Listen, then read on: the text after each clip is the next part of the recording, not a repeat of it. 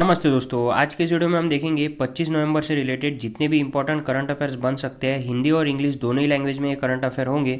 अगर आपको इस वीडियो की पीडीएफ फाइल चाहिए तो मैंने डिस्क्रिप्शन में लिंक दिया है, वहाँ से आप पीडीएफ फाइल डाउनलोड कर सकते हैं। और इस वीडियो में हम डिटेल में देखेंगे हर ऑप्शन को। तो अगर आप चैनल पर नए हैं तो चैनल को सब्सक्राइब कीजिए और चलिए देखते हैं आज का वीडियो।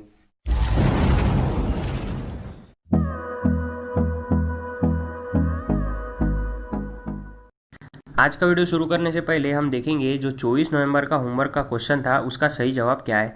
तो क्वेश्चन था, national cadet corps celebrated it's which foundation day on 22 नवंबर 2020। राष्ट्रीय कैडेट कोर ने 22 नवंबर 2020 को अपना कौन सा स्थापना दिवस मनाया है। तो इसके लिए जो ऑप्शन थे वो थे 72, 73, 74 या फिर 75। आप में से कई लोगों ने इसका जवाब सही दिया है। इसका जो सही जवाब है वो है 72, यानी कि नेशनल कैडेट कॉर्प्स यानी कि एनसीसी ने अपना 72वां स्थापना दिवस मनाया है। अब यहाँ पर एनसीसी की बात हुई है तो चलिए देखते हैं एनसीसी से रिलेटेड कुछ महत्वपूर्ण बातें। तो एनसीसी यानी होता है नेशनल कैडेट कॉर्प्स। इसका जो फॉर्मेशन है वो हुआ था 16 जुलाई 1948 को। इसका जो हेडक्वार्टर है वो है न्यू दिल्ली में। और इसका जो मोटो है यानी कि जो इसका ब्रीद वाक्य है वो है एकता और अनुशासन, यानी कि यूनिटी एंड डिसिप्लिन। उसके बाद में इसके जो डायरेक्टर जनरल है वो है लेफ्टिनेंट जनरल राजीव चोपड़ा। तो इस सवाल से हमें इतनी जानकारी मिलती है। उसके बाद में जो आज के करंट अफेयर है उसमें जो पहला सवाल है वो है, Daniel Medvedev beat whom to win ATP tour 2020। Daniel Medvedev ने किसे हराकर एटीपी टूर 2020 जीता है। तो इसके लिए जो ऑप्शन है वो है नोवाक जोकोविच, रॉजर फेडरर, राफेल नडाल और डोमिनिक थीम। तो इस सवाल का जो सही जवाब है वो है डोमिनिक थीम। अब यहाँ पर डैनियल मेदवेदेव की बात हुई है तो चलिए देखते हैं डैनियल मेदवेदेव कौन है। लेकिन उससे पहले हम ये देखेंगे कि एटीपी टूर यानी क्या होता है।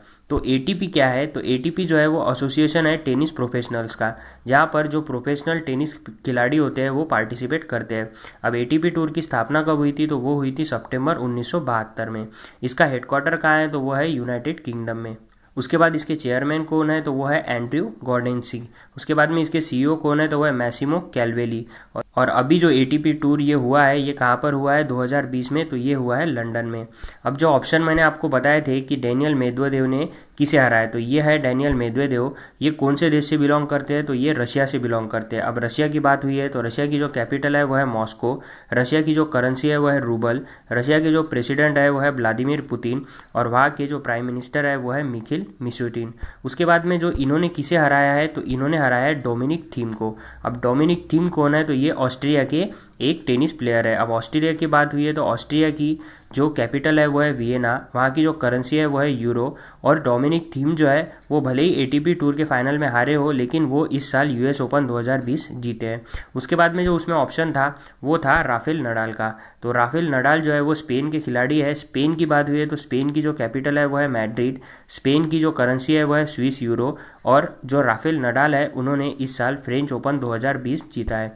उसके बाद में जो उसमें ऑप्शन था वो था रॉजर फेडरर का। तो रॉजर फेडरर जो है वो स्विट्जरलैंड से बिलोंग करते हैं। स्विट्जरलैंड की जो कैपिटल है वो है बर्न और वहाँ की जो करेंसी है वो है स्विस फ्रांस। उसके बाद में जो उसमें ऑप्शन था वो था नोवाक जोकोविच का। तो नोवाक जोकोविच जो है वो सर्बिया से बिलोंग करते हैं और सर्बिया की जो राजधानी है वो है बेलग्रेड। वहाँ की जो करेंसी है वो है दिनार। और ऑस्ट्रेलियन ओपन 2020 जो है वो जीता है नोवाक जोकोविच ने। अब यहाँ पर एक काफ़ी ज़्यादा इंपॉर्टेंट चीज़ मैं आपको बताता हूँ। भले ही ये बार जो डैनियल मेदवेदेव है उन्होंने एटीपी टूर जीता है लेकिन फिर भी वो जो एटीपी की रैंकिंग है उसमें चौथे पायदान पर बने हुए हैं। इसमें जो 1 नंबर पर खिलाड़ी है वो है नोवाक जोकोविच, 2 नंबर पर है राफेल नडाल और 3 नंबर पर है डोमिनिक थीम। उसके बाद में जो नोवाक जोकोविच है वो इस रैंकिंग में पिछले 3 सालों में 1 नंबर पर बने हुए हैं। तो इस सवाल से हमें इतनी जानकारी प्राप्त होती है। उसके बाद में जो दूसरा सवाल है वो है, which country hosted APEC summit 2020। किस देश ने एपेक शिखर सम्मेलन 2020 की मेज़बानी की है। इसके लिए जो ऑप्शन है वो है भारत, बांग्लादेश, मलेशिया और न्यूजीलैंड। तो इस सवाल का जो सही जवाब है वो है मलेशिया। अब यहाँ पर मलेशिया की बात हुई है तो मलेशिया की जो कैपिटल है वो क्या है, तो वो है कोलालमपुर। मलेशिया की स्थापना कब हुई थी, तो वो हुई थी 31 अगस्त 1957 को। वहाँ की जो करेंसी है वो क्या है, रिंगगिट। और वहाँ के जो पीएम है वो कौन है, तान श्री मुहिद्दीन यासीन। और इन्होंने ही इसकी अध्यक्षता इस साल की है। उसके बाद में यहाँ पर हम न्यूजीलैंड दिख रहा है तो न्यूजीलैंड की कैपिटल क्या है, तो वो है वेलिंगटन। न्यूजीलैंड की स्थापना कब हुई थी, तो वो हुई थी 1901 में। वहाँ की जो करेंसी है वो है डॉलर और वहाँ की जो पीएम है वो कौन है, जैसिंडा एर्डन, जो कि 40वें नंबर की वहाँ की पीएम है। उसके बाद में यहाँ पर अब बांग्लादेश की बात हुई है, तो बांग्लादेश की जो कैपिटल है वो क्या है, ढाका। वहाँ की जो करेंसी है वो है टका। वहाँ की जो पीएम है वो है शेख हसीना, और वहाँ के जो प्रेसिडेंट है वो है अब्दुल हामिद। उसके बाद में एपेक की बात हुई है, तो एपेक क्या है, तो ये है एशिया पैसिफिक इकोनॉमिक कारपोरेशन। ऐसा पहली बार हुआ है कि जो एपेक है उसमें टोटल जो 21 लीडर्स है उन्होंने वर्चुअली पार्टिसिपेट किया है। उसके बाद 2021 का एपेक सम्मेलन की अध्यक्षता कौन करेगा, तो वो करेगा न्यूजीलैंड। तो इस सवाल से हमें इतनी जानकारी प्राप्त होती है। चलिए देखते हैं अगला सवाल क्या है। तो अगला सवाल है, Ashok Kumar will become new DGP of which state. Ashok Kumar किस राज्य के नए डीजीपी नियुक्त हुए हैं। तो इसके लिए जो ऑप्शन है वो है राजस्थान, उत्तराखंड, हरियाणा और छत्तीसगढ़। तो इस सवाल का जो सही जवाब है वो है उत्तराखंड। अब यहाँ पर उत्तराखंड की बात हुई है, तो ये है अशोक कुमार। अशोक कुमार जो है वो उत्तराखंड के डीजीपी बनने जा रहे हैं, और ये किसकी जगह लेंगे, तो ये जगह लेंगे अनिल कुमार रातुरी की। अब यहाँ पर ये कब अपॉइंट होंगे, तो ये अपॉइंट होंगे नवंबर 30 को। अब यहाँ पर उत्तराखंड की बात हुई है, तो ये है मैप में उत्तराखंड। उत्तराखंड की जो कैपिटल है वो है देहरादून। उत्तराखंड का जो फॉर्मेशन हुआ था वो हुआ था 9 नवंबर 2000 को। वहाँ के जो सीएम है वो है त्रिवेंद्र सिंह रावत, और वहाँ के जो गवर्नर है वो है बेबी रानी मौर्य। तो अगला सवाल है, recently Chapare virus found in some countries, it is originated in which country. हाल ही में चापरे वायरस कुछ देशों में पाया गया है, किस देश से इसकी उत्पत्ति हुई थी। तो इसके लिए जो ऑप्शन है वो है बोलीविया, चीन, जापान और ऑस्ट्रेलिया। तो इस सवाल का जो सही जवाब है वो है बोलीविया। अब यहाँ पर बोलीविया की बात हुई है, तो चलिए देखते हैं बोलीविया से रिलेटेड कुछ महत्वपूर्ण बातें। तो ये है बोलीविया। बोलीविया की जो कैपिटल है वो है लापाज, जो कि उसकी एग्जीक्यूटिव और लेजिस्लेटिव कैपिटल है। उसके बाद में सुक्रे जो है वो उसकी कॉन्स्टिट्यूशनल और जुडिशियल राजधानी है। उसका जो फॉर्मेशन हुआ था वो हुआ था 6 अगस्त 1825 को। और बोलीविया की जो करेंसी है वो है बोलीवियानो, और वहाँ के जो प्रेसिडेंट है वो है लुइस एक्रे। अब यहाँ पर चापरा वायरस की बात हुई है, तो इसकी जानकारी दी किसने है, तो जो यूएस के सेंटर्स है उन्होंने इस डिसीज़ का पता लगाया है। उन्होंने ये कहा है कि ये एक एबोला लाइक वायरस है, और इसकी जो सबसे पहले फॉर्मेशन हुआ था वो हुआ था बोलीविया में 2004 में। तो इस सवाल से हमें इतनी जानकारी प्राप्त होती है।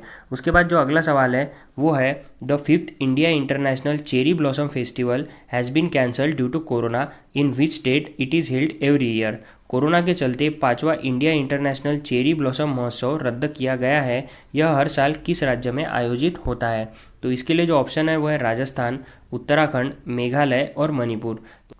इस सवाल का जो सही जवाब है वो है मेघालय। अब यहाँ पर चेरी ब्लॉसम की बात हुई है, तो चेरी ब्लॉसम जो है ये एक फेस्टिवल है जो मेघालय की राजधानी है शिलोंग, वहाँ पर मनाया जाता है। और काफ़ी यात्री जो है वो वहाँ पर चेरी ब्लॉसम उत्सव में आते हैं। अब चेरी ब्लॉसम में होता क्या है, तो चेरी ब्लॉसम जो है वहाँ पर एक गुलाबी कलर का जो पुष्प होता है उसका यह फेस्टिवल होता है, जो कि काफ़ी प्रचलित भी है और काफ़ी पॉपुलर भी है। अब यहाँ पर मेघालय की बात हुई है, तो चलिए देखते हैं मेघालय से रिलेटेड कुछ महत्वपूर्ण बातें।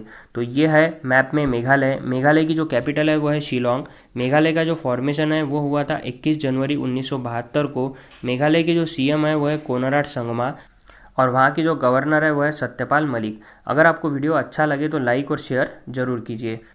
उसके बाद में जो अगला सवाल है वो है, who has conferred the title of doctor of science honorary doctorate to ISRO chairman K Sivan. ISRO के अध्यक्ष के सिवान को doctor of science honorary directorate की उपाधि किसने प्रदान की है। तो इसके लिए जो ऑप्शन है वो है वजुभाई वाला, BS येदुरप्पा, पिनाराई विजयन और आरिफ मोहम्मद खान। तो इस सवाल का जो सही जवाब है वो है वजुभाई वाला। वजुभाई वाला ने जो है वो इसरो के जो डायरेक्टर है के सिवान, उन्हें यह पदवी दी है। अब यहाँ पर इसरो की बात हुई है, तो इसरो का लॉन्ग फॉर्म क्या होता है, तो वो होता है इंडियन स्पेस रिसर्च ऑर्गेनाइजेशन। इसकी स्थापना कब हुई थी, तो वो हुई थी 1969 में। इसका हेडक्वार्टर कहाँ पर है, तो वो है बेंगलोर में। उसके बाद में अब यहाँ पर वजुभाई वाला ने यह अवार्ड दिया है, तो वजुभाई वाला कौन है, तो वजुभाई वाला जो है वो कर्नाटक से बिलोंग करते हैं। चलिए देखते हैं कर्नाटक के बारे में कुछ महत्वपूर्ण बातें। तो ये है मैप में कर्नाटक। कर्नाटक की जो कैपिटल है वो है बेंगलोर। कर्नाटक का जो फॉर्मेशन हुआ था वो हुआ था 1 नवंबर 1956 को। वहाँ के जो सीएम है वो है BS येदुरप्पा, और वहाँ के जो गवर्नर है वो है वजुभाई वाला। अब इसमें जो हमें ऑप्शन दिख रहे हैं पिनाराई विजयन और आरिफ मोहम्मद खान, ये कौन है, चलिए अब उन्हें भी देखते हैं। तो आरिफ मोहम्मद खान और पिनाराई विजयन जो है वो केरल से बिलोंग करते हैं। केरल की जो कैपिटल है वो है तिरुअनंतपुरम। केरल का जो फॉर्मेशन है वो हुआ था 1 नवंबर 1956 को। वहाँ के जो सीएम है वो है पिनाराई विजयन और वहाँ के जो गवर्नर है वो है आरिफ मोहम्मद खान। तो इस सवाल से हमें इतनी जानकारी प्राप्त होती है। उसके बाद में जो अगला सवाल है वो है which states farmer CM Tarun Gogoi passed away. किस राज्य के पूर्व मुख्यमंत्री तरुण गोगोई का निधन हुआ है। तो इसके लिए जो ऑप्शन है वो है राजस्थान, आसाम, मेघालय और मणिपुर। तो इस सवाल का जो सही जवाब है वो है आसाम। अब यहाँ पर आसाम की बात हुई है तो आसाम के बारे में तो हम देखेंगे, लेकिन पहले देखते हैं कि तरुण गोगोई कौन है। तो तरुण गोगोई जो है वो आसाम के मुख्यमंत्री रहे हैं कब से कब तक, तो वो 3 बार मुख्यमंत्री रहे 2001 से 2016 तक। उनका जो जन्म है वो हुआ था 1 अप्रैल 1936 को। उनकी जो बर्थ प्लेस है वो है रंगामाती जोहरत, जो कि आसाम में है। वो कौन से पार्टी से बिलोंग करते थे, तो वो थे इंडियन नेशनल कांग्रेस से। उसके बाद में वो 3 बार तो सीएम रहे हैं 2001 से 2016 तक, लेकिन वो एक बार कैबिनेट मिनिस्टर भी रहे 1991 से 1996 में, जब नरसिम्हा राव की सरकार थी तब। और वो कौन से पद पर रहे, तो वो फील्ड मिनिस्टर रहे हैं। उसके बाद में उनकी मृत्यु कब हुई है, तो वो हुई है 23 नवंबर 2020 को।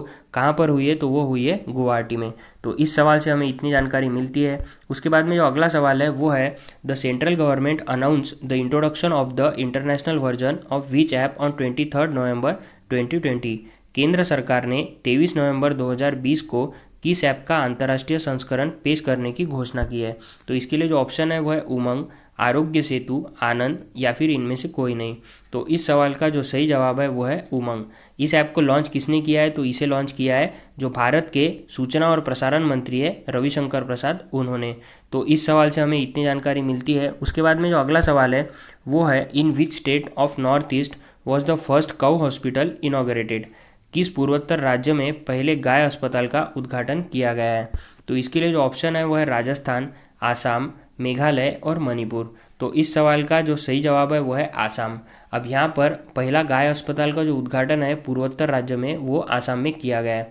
तो आसाम के बारे में तो हम देखेंगे ही, लेकिन पहले ये देखेंगे कि ये जो गाय अस्पताल है ये स्थापन कहाँ पर हुआ है। तो ये स्थापन हुआ है आसाम के डिब्रूगढ़ में।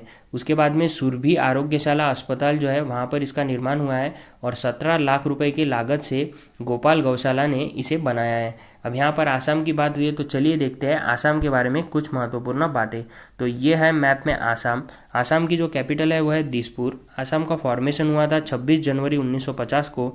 आसाम के जो सीएम है वो है सर्बानंद सोनोवाल और वहाँ के जो गवर्नर है वो है जगदीश मुखी। और इस अस्पताल में जो गायों की संख्या है वो कितनी है, तो वो है 368। और आसाम में किस पार्टी की सरकार है, तो वो है बीजेपी की। उसके बाद में जो अगला सवाल है वो है the airport authority of India is celebrating aviation safety awareness week 2020 from 23 November to 27 November 2020। Who is its chairman. भारतीय विमानपत्तन प्राधिकरण द्वारा 23 नवंबर से 27 नवंबर 2020 के दौरान विमानन सुरक्षा जागरूकता सप्ताह 2020 मनाया जा रहा है। इसके अध्यक्ष कौन है। तो इसके लिए जो ऑप्शन है वो है अरविंद सिंह, पीसी घोष, हरदीप सिंह पुरी और अनिल बैजल। तो इस सवाल का जो सही जवाब है वो है अरविंद सिंह। अब यहाँ पर एयरपोर्ट अथॉरिटी ऑफ इंडिया की बात हुई है तो चलिए देखते हैं एयरपोर्ट अथॉरिटी ऑफ इंडिया के बारे में कुछ महत्वपूर्ण बातें।